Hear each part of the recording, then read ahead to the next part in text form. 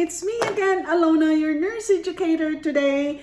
Panibagong topic na naman pag-uusapan natin ngayon, okay? It's a beautiful day, sunny day, kaya naisipan ko, okay, anong pag-uusapan natin ngayon? Okay, malapit ng tag-ulan, okay? Malapit ng tag-ulan. Every time tag-ulan sa ating bansa, doon nagsisimula na nagkakaroon ng mga colds, respiratory illnesses, ang mga kids natin, even ourselves, okay?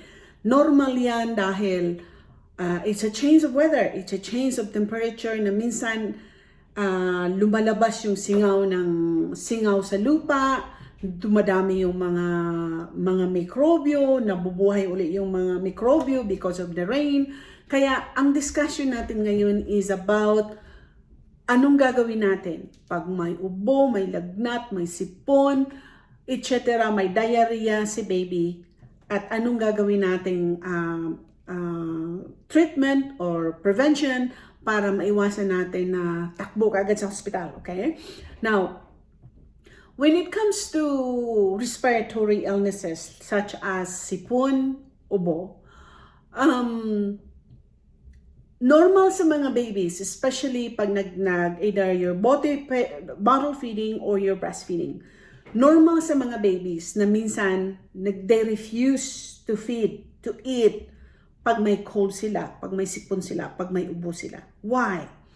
Every time pag nag-hold ka ni baby like this and you are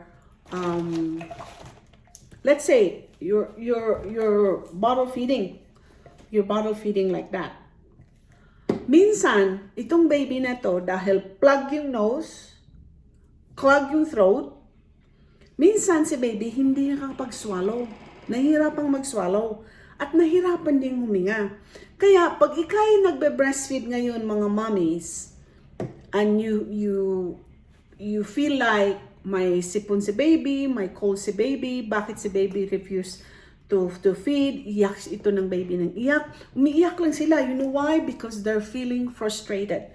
They're feeling frustrated, yet they're hungry. They want to eat, they want to feed, pero hindi sila makaka-swallow, hindi sila makapag-breathe dahil nga plug yung ilong nila, clog pa yung what do you call nila?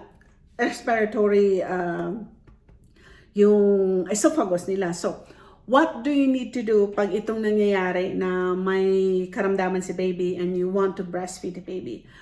Pag si baby refuse to breastfeed dahil nga sa cold, sa respiratory illness, don't force the baby to latch, okay? Don't force dahil mag-aaway lang kayo and the baby will just gonna fight, the baby will just cry a lot, napapagod na lang kayo at si baby din.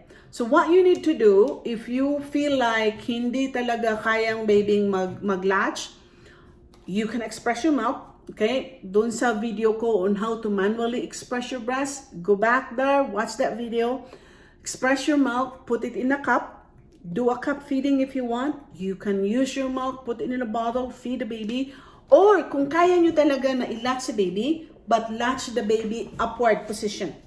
Why ko sinasuggest ito? Because when you do latch the baby in upward position, especially when you do the lay back position or the so-called biological position, okay? Biological position is this, okay? Biological position is this. So, this is my baby. I just put my baby on top of my breast, okay? On top of my breast. Parang si baby nakatayo lang, see?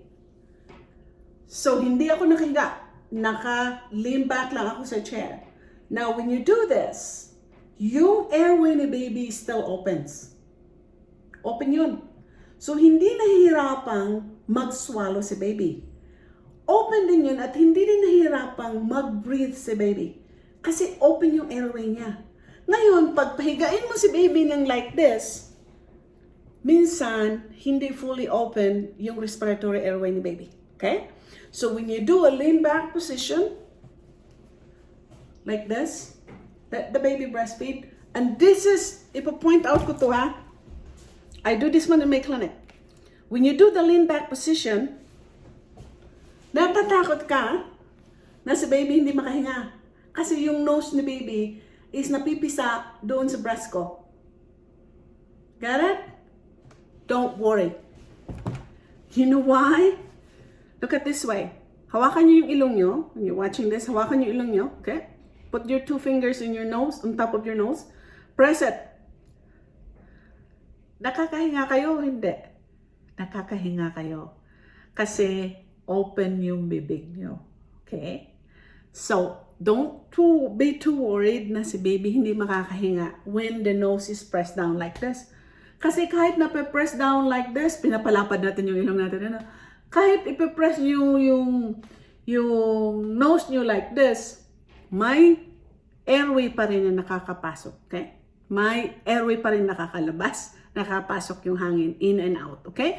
So, don't be too worried. So, biological position or upright position is what I teach to my moms when it comes to feeding the baby with respiratory illness like ubo at sipon. Now, think about this.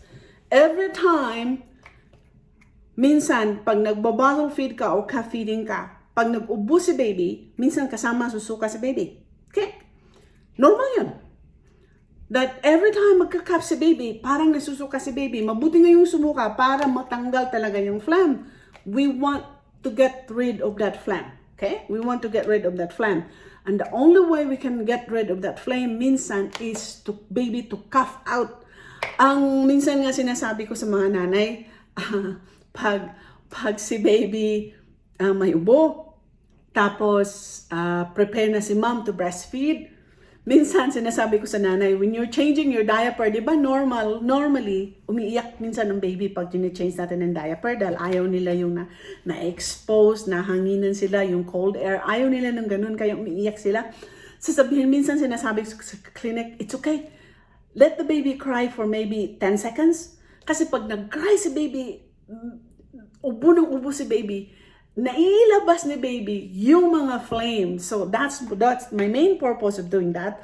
Not intentionally nasasabihin kong let the baby cry for no reason, okay? Hindi yun ang reason na yun.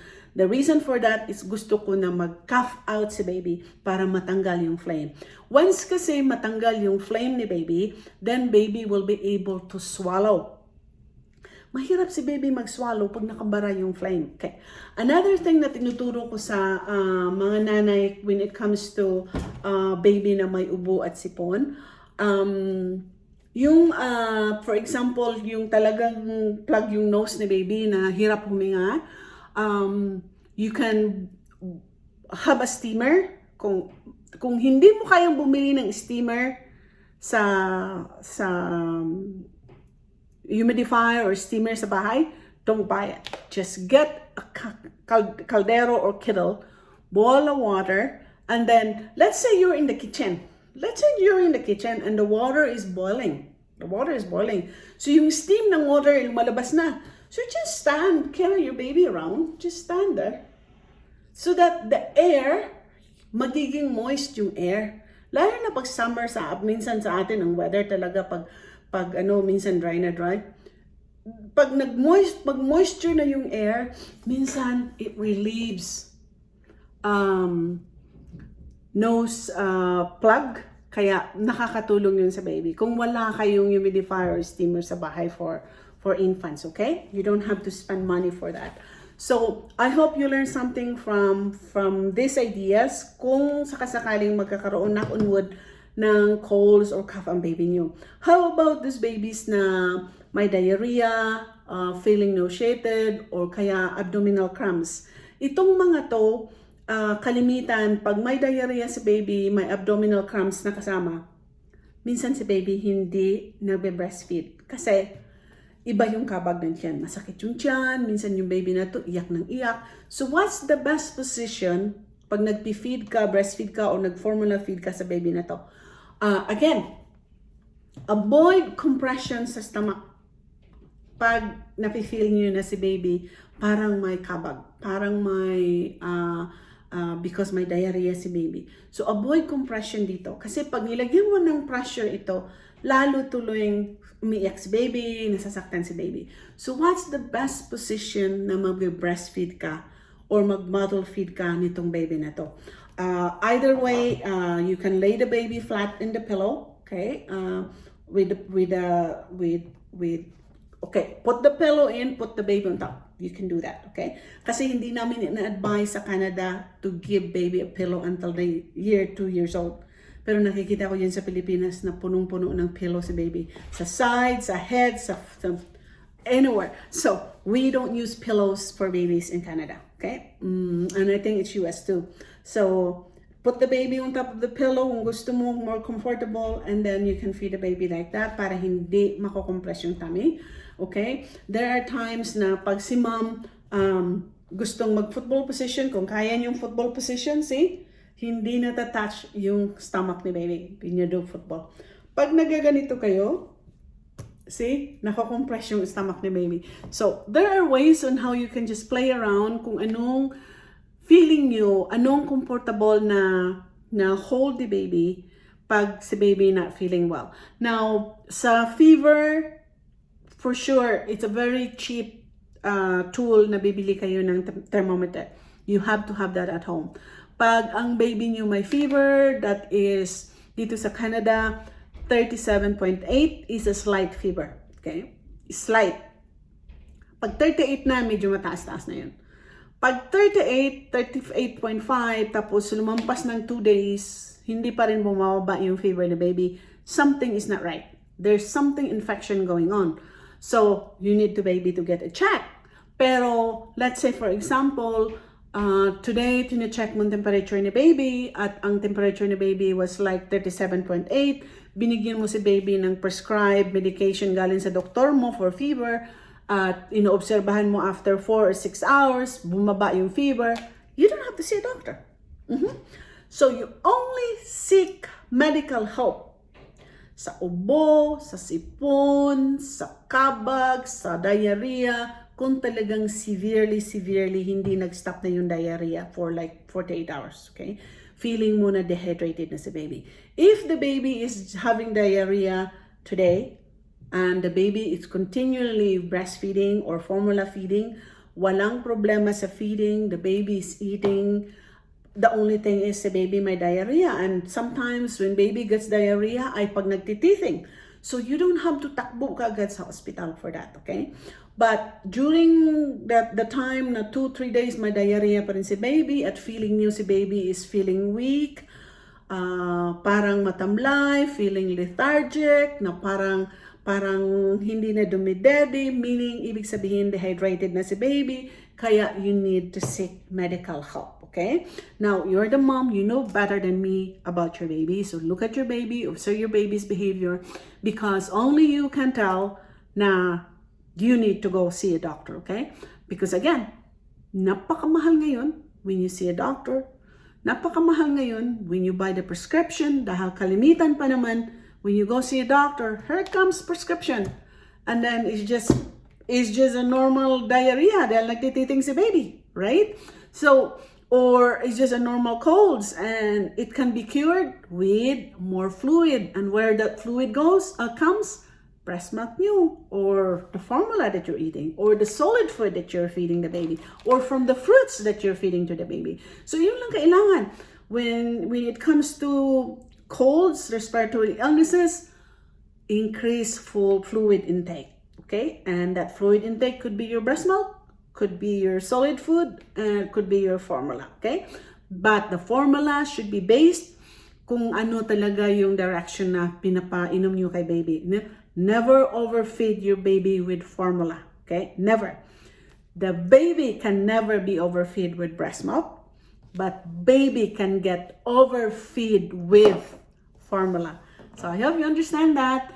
Thanks for watching. Do your comments. If you have any comments, share this video. Do like this video and share it to your friends para makatulong din kayo. Bye for now.